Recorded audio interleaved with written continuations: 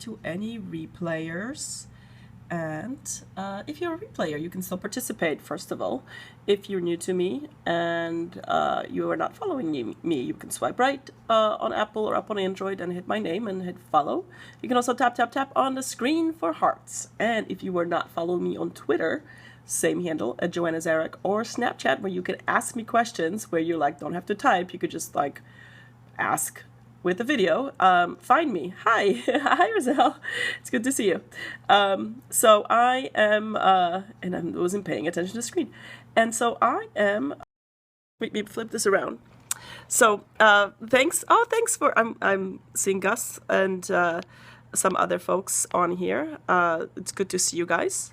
So who am I, if you're new to me, or just if you need a reintroduction? My name is joannazarach. I am, my mission in life, or what I call it my life's purpose that I'm pursuing in the last few months, is to help people achieve financial independence or financial freedom. As really a goal is to give out financial education and teaching you guys what I've done. And I've managed my own money my entire life. And because I came from little means, I'm a first-generation immigrant, it's always been very important for me to learn how it works. And so between my own sort of desire to learn and my own money nerdiness, as well as what ended up being my profession, which is a business consultant, a management consultant to Fortune 500, I've actually learned quite a lot about how money works. And so I have been applying some of the things I've learned in my business to sort of teaching personal finance. And so what do? I do a Money Habits broadcast every day at 10 a.m., 7 days a week. And so you were part of the Money Habits broadcast. I have also, starting this year, so 2016, I've now done, 8 or so Money Matters broadcasts. Those are at 5 p.m. on Tuesdays and Fridays. Again, this is all Central Time, Chicago time. And I will be introducing the Money Tools broadcast. And the Money Tools broadcast will specifically talk about using these spreadsheets that I'm putting together. And I'm going to try to show you guys the spreadsheet. I don't know how well it's going to work on Periscope, but what I'm going to do is tweet out the link. And so it's going to be a little bit of an experiment because I'm not sure if people will break it. I'm going to try to lock down some sheets. And so give me feedback if you can download it, if you can use it. I'm going to try to do instructions on it. But I want to get people more comfortable with using spreadsheets, and I use Google spreadsheets. Why? Because they're free. Not everyone's on Excel. That costs money, but Google spreadsheets are free, and you should be able to use them, leverage that as a tool. What occurred to me last week is that not everybody knows how to do spreadsheets. Imagine that. I am a spreadsheet guru. And so I'm not just building a spreadsheet for my use, I'm building a spreadsheet for your use. Thank you for the hearts. So a couple of things before I jump into this and sort of link it back to topics of the last 2 days, which is sort of repayment of loans.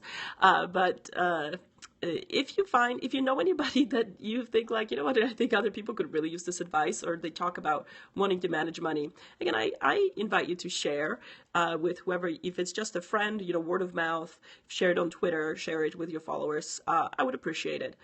It is knowledge that I'm trying to put out into the world, and I'm trying to get more people to take control of their money and feel confident that they themselves can manage it. And the majority of people really shouldn't be buying investment advice or financial advice because you don't know it, but you're paying for it in terms of fees or commissions, and you really can't afford it. I know it sounds weird, but don't spend your money by giving it away when you're struggling. Really need to spend some time, and some of it is really spending 5 minutes a day, or and I call it an hour a week. If you dedicate an hour a week, thank you for the hearts. If you dedicate an hour a week to managing your money, I can tell you right now that you will be better off financially in 12 months, in 5 years, and you just need to start managing your life, your financial life, as it is a business, and really get. I can't read Sarah like that quick. So we've talked about having a plan. I emphasize a lot to have a plan for your money, right? So make a money plan, know where your money is going to go, where it's coming from, and where it's going. So again, majority of people are still on a W-2, which means you get a steady paycheck. So everybody knows.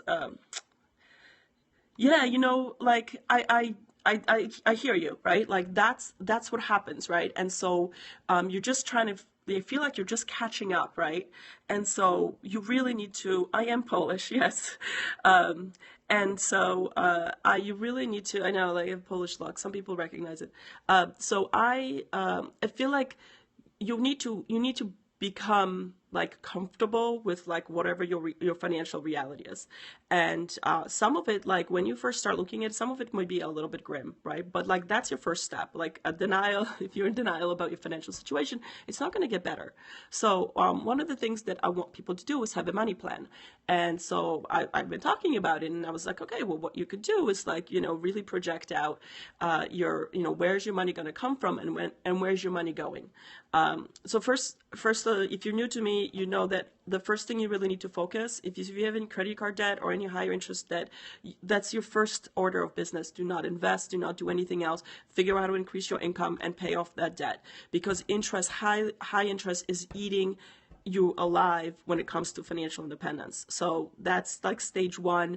If you have any intent whatsoever in your entire life or for your children to be financially independent, you have got to accept the fact that you have to pay off your high interest credit card debt. There's just nothing you can do before that, right? Cost of yeah, that's yeah, you cut out all these stuff. So now you have to be like, okay, what do I need to do like in the next 5 years, right? Does it mean is there any possibility of getting additional income, right? And it's like, and I know sometimes it's hard for people where they're like, I have a full-time job, I have a family to take care of, I'm exhausted, right? The possibility of like trying to find another income or even a different type of job, like if you're in an industry where there's a cap on how much you're going to earn, it sucks. Like I've made decisions around leaving a certain field. Like I was in science. I was a scientist. Actually, I finished my PhD and I looked out into my future and I saw what people were making 10 years down the road. And I thought to myself, wow, like that's going to suck. Like, what are my alternatives? And I started thinking about it like middle through grad school. And I started looking at options and what would it take for me to get a shot at a different option, and that's how I end up in management consulting. So we're like, income tax, and if you follow me, like income, how much you earn is the first level. Taxation and understand taxation and taking advantage of any tax breaks whatsoever and really understanding it is so critical. Knowing what goes into your tax return and how you can reduce that tax burden, because that puts money, and I know it doesn't always feel like it's not always like immediately in your pocket, but we will get to your pocket, right? So you've got to get smart about taxes. You've got to start reading just your tax form. I'm not talking about the tax code, like you gotta know it. And we talk about taxation here a lot because you're right, taxes will take a big chunk and you've got to get smart about it. And you say, are there any ways, where am I spending money? And am I taking child care credit? Am I doing this?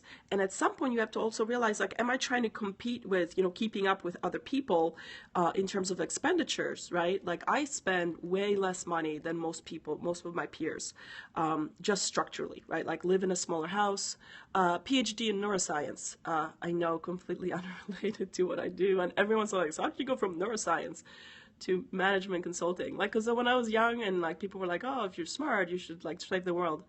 Like your credit. So you see, you're doing something right. Like always take solace and be proud when you're doing something right. Like you have a great credit score. That's not always, that's good.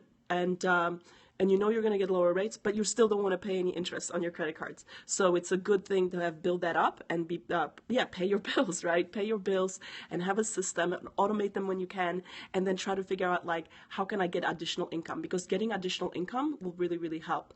Taxation is another one, and then learning how to invest as you get that under control. So, but what I wanted to, no, it doesn't. So life sciences, I know people think like, oh, you got to be really smart and work really hard. So it's the path, right? So for me to get a neuroscience PhD took 5.5 years, and that was considered fast. This went one of the top institutions, and that was like fast to get a PhD. And then in life sciences, you don't get a job. Most people end up doing a postdoc, and they work in a postdoc work. Postdocs are like for another 6 to 8 years. And like the top postdoc gets paid like $46,000. You started at 28. These are old numbers. Yeah. So in neuroscience, neuroscience different neurosurgery. Like I didn't treat patients. I actually studied the way the brain works, the cellular way. So I was in life sciences. I was in academia. I was doing research at the bench. So and again, it's not neurology and it's not neurosurgery. It's actually life sciences. It's actually trying to discover how at the cellular level our brain works. I know it's like, and again, I sometimes think that has nothing to do with it and everything to do with it because I'm fascinated by behavior and fascinated by the way the mind works. And I wasn't as, I don't know. Don't get me started in academia. That's a whole different story. But anyway, I looked out into the future and saw that I wasn't going to make a lot of money for a long time. And even like if you got an assistant professor job, that would be less. So when I went to management consulting, I was making more my first year than my professor I worked for was making like 15 years out in her career, like 15 years ahead or 20 years ahead. And I was making more because why? Because our society values people who make business money more than people who might discover the next cure for Alzheimer's. It's true. It's what is it, how is it systemically paid? And discovery, because it's not linked to profit immediately, is undervalued in our society. So yes, I have a skill set that probably could save lives, but the society didn't value it, and I didn't want to struggle in life. I took business classes when I was and so I would go and I would work in my lab all day, and in the evening I would go, or during the day I would take a break and I would go take the train to the business campus because the graduate school also had a business division, and I just signed up for business classes. I just started doing something that was scary and was extra. People were going to work, going home and watching, Buffy the Vampire Slayer, and I was going to business school on the side, in addition of my graduate school, and I was taking Saturday classes. I would do whatever it takes. I read articles. I just worked harder, and then I met other students and I asked, how do you, like I want to prepare for these interviews. And they're like, oh, well, here's some case studies. I just pursued it. Like wholeheartedly for 2 years before it wasn't like one day I woke up and I was like, oh, I want to get a job in management consulting. No, I worked hard for 2 years, learning the language, learning the methods, learning the skill set, and then practice. Like I was blue in the face. I was practicing so many case studies on business. So I learned it. And I was, was fortunate enough to get a job offer and do that. So, my tax returns are already my money, right? So withhold more. Like put more numbers. So withhold less. You really want to, especially if you have a cash flow issue. The government doesn't get, like, they don't verify how many withholdings you do. It's just an estimate for the payroll company that manages the payroll tax to figure out how much to take out. So if you're consistently getting a big tax refund, add another. If you're concerned that it's going to be too little, like add just one number. So like let's say if you are qualified for 4 withholdings, just put the 5. No one cares. No one verifies. It's not like, oh, you're going to be in trouble. You can put 5, you can put 6, whatever. And this is a long process. So if you put the bigger number on your W-4 and then you find out in April that you owe money, like just be prepared for that, right? But let's say if you're getting a $5,000 refund, it would be in April, right? Like that's why people don't do it, right? They're like, oh, I'd rather get the money back. So that's why I said, like, just add one more.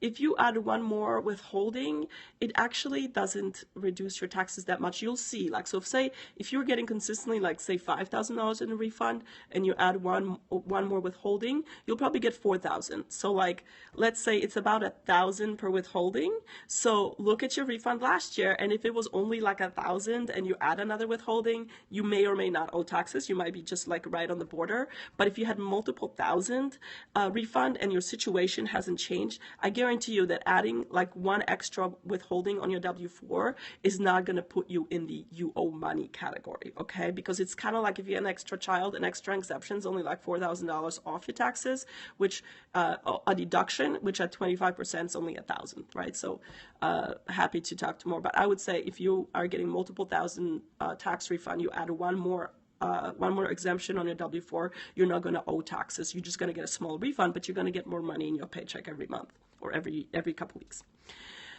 Oh, and you know what? So here's the thing. Like, I have a topic. I've been doing money habits since middle of October, and a lot of times, like, I get so few people, and like no one talks. So I really keep it to 10 minutes, and I talk about my topic, and I get off.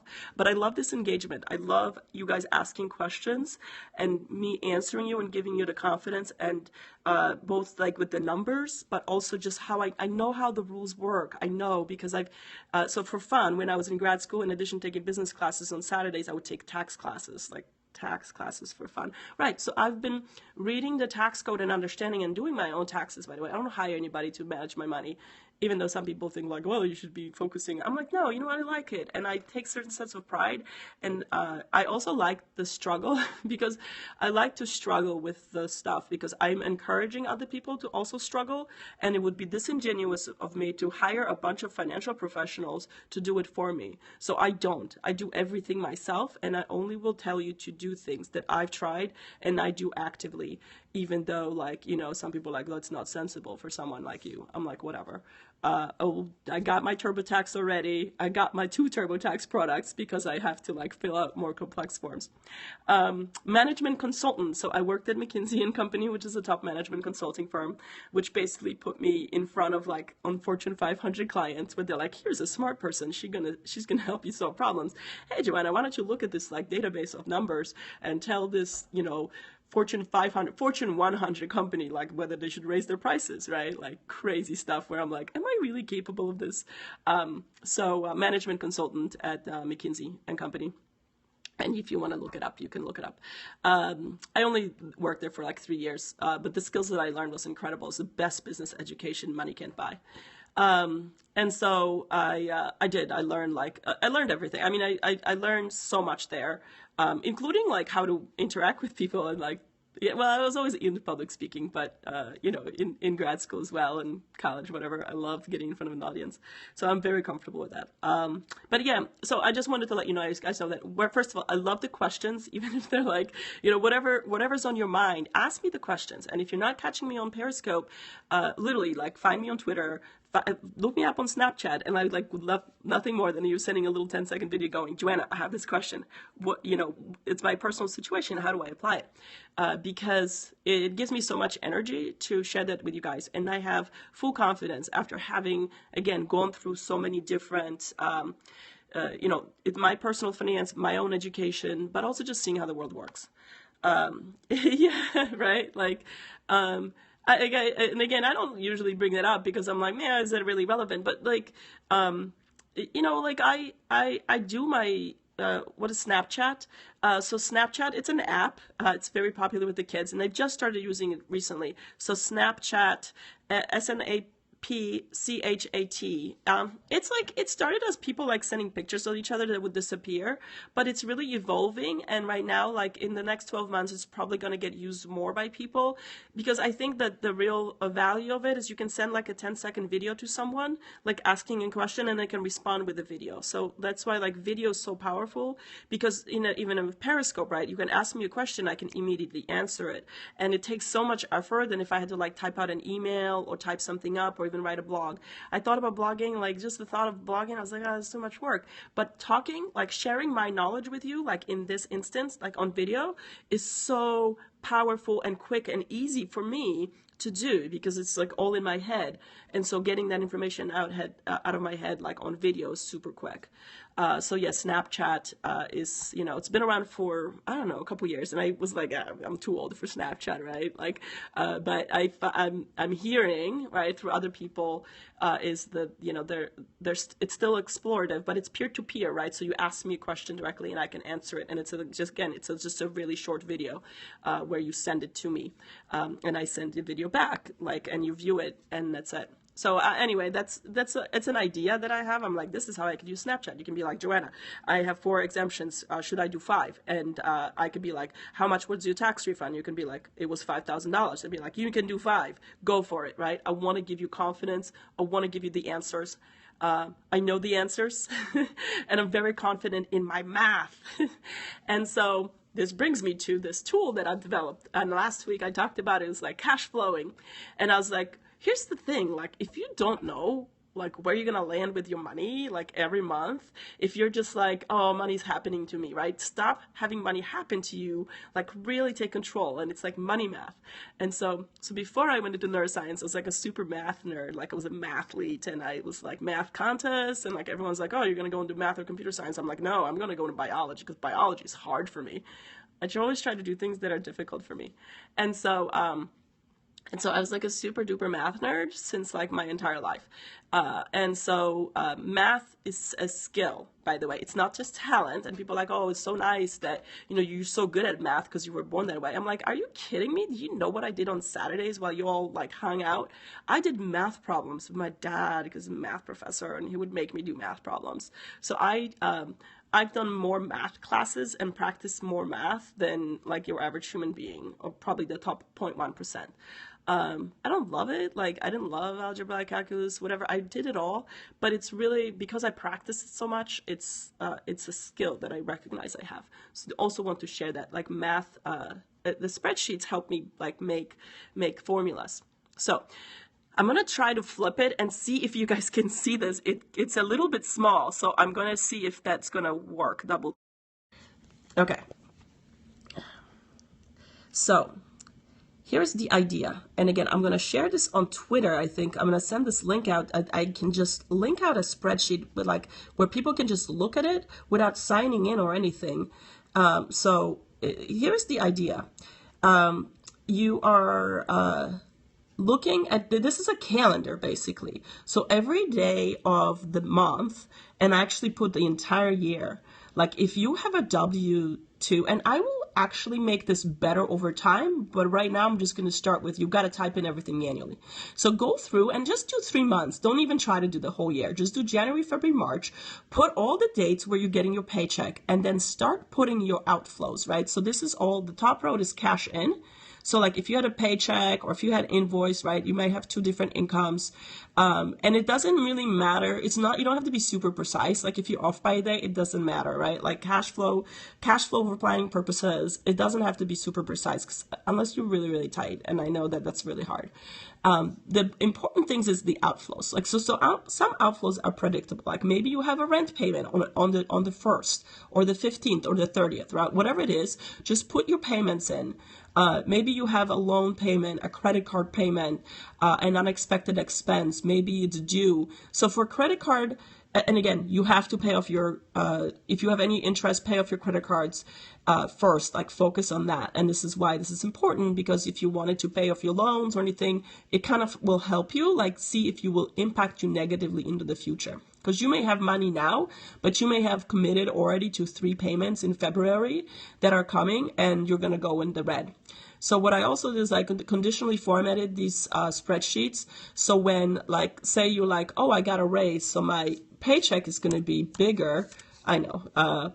And so you can see that it impacted it positively. But if you pay this, bill, let's say you have a credit card bill on the 7th, you're going to be negative. So even like just planning, like if there is an issue with your payments, with the timing of it. So once this paycheck clears, you can say, okay, maybe I'll make an additional payment. So let's say I want to make an additional $1,000, figure out when you pay that.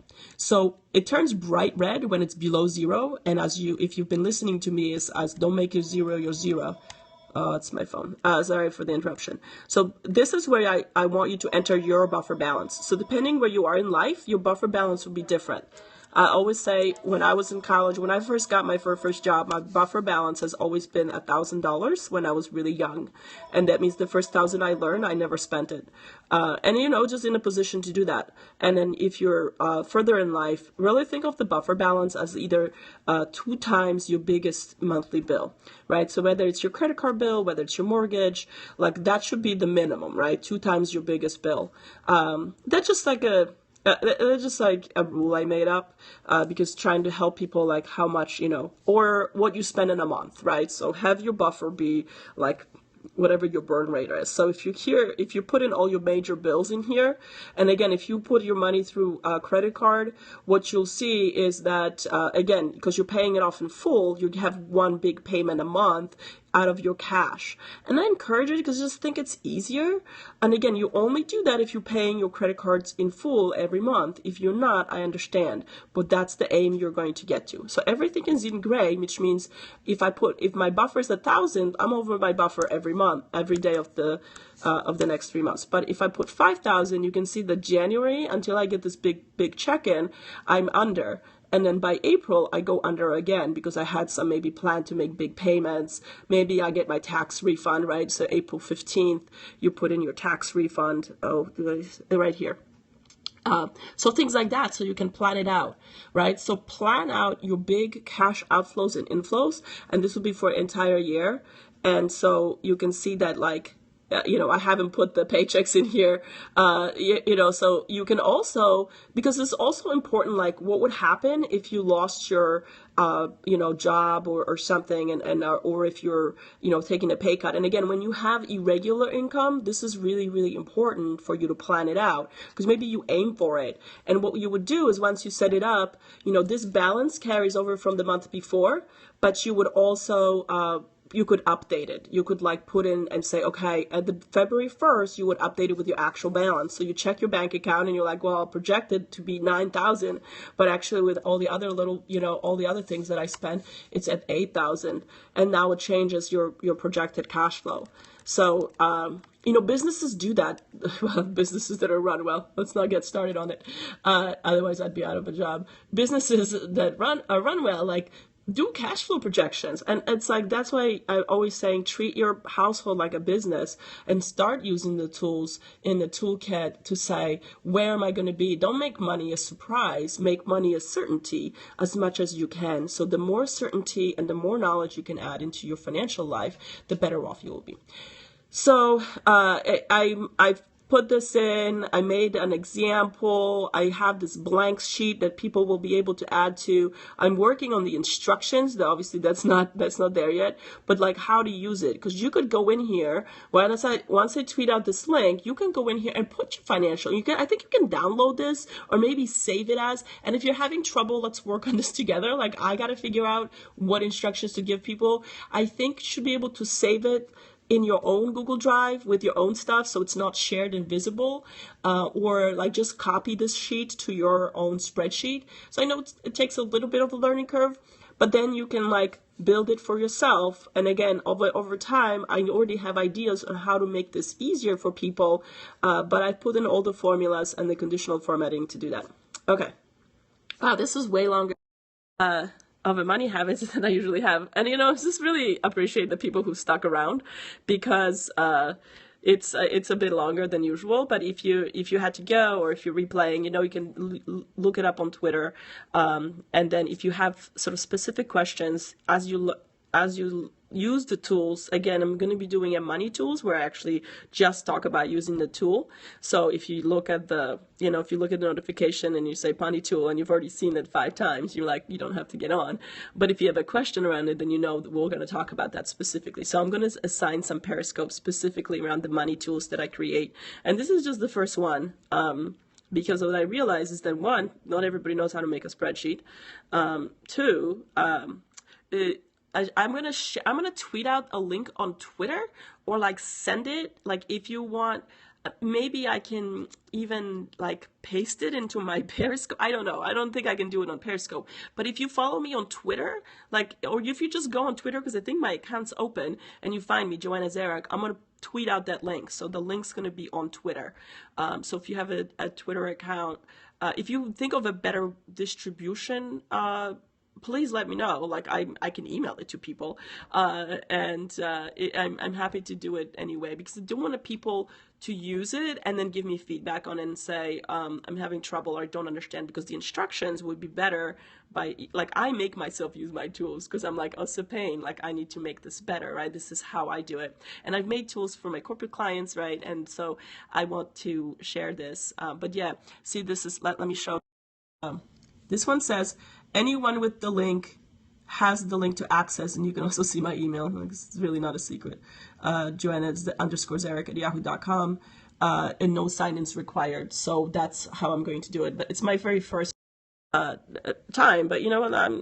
I'm gonna try because, you know, like that's my, I've got an encouragement for it. So even if just one, even, here's my thing. If just one person takes action and changes something, to me, that's worth it. Like, yeah, let's try it.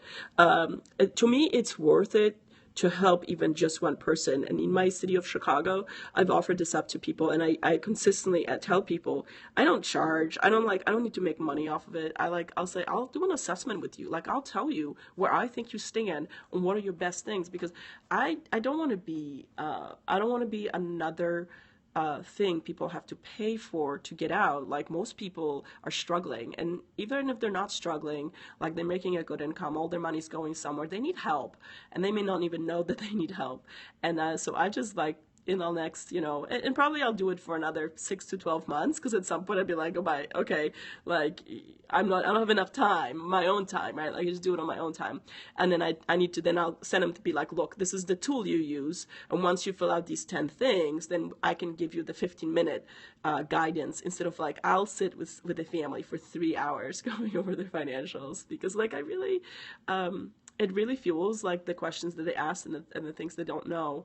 And I do, like, why I'm not gonna want to keep it a secret.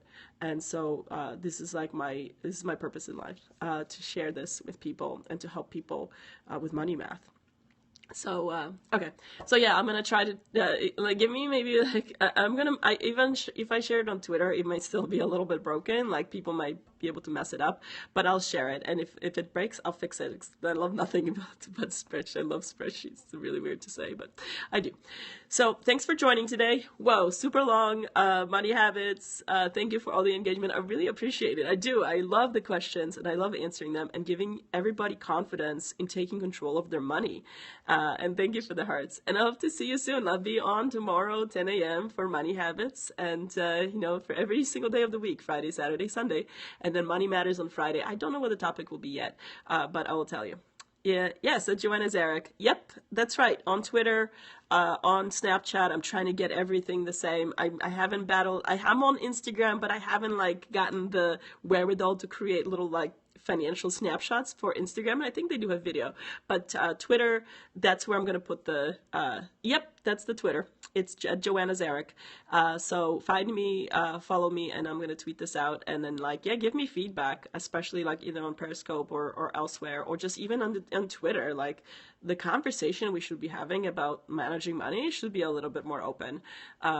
Because, who doesn't want you to talk about money? The people with money, the wealthy, because they're like, oh, don't talk about money because we want you to pay us to manage your money. And you're like, no, they're just trying to take, anyway, that's a story for another time, because I do know how financial advisory works and how mutual funds work and where people get their money from. So I know too much. That's my problem. Okay, I will see you guys tomorrow. I gotta run. Yeah. I do, I know too much, it's like if you go to the sausage factory, I've seen how the sausage is made. I know how the sausage is made. So, but I haven't actually been to a sausage factory. I've been to a coffee, I've been to other factories. I've been to some factories. So, okay. Awesome. This makes me so happy. I love the engagement. I love the questions, and I love helping you guys. And, just onward with the journey, and see you tomorrow. Okay. Bye.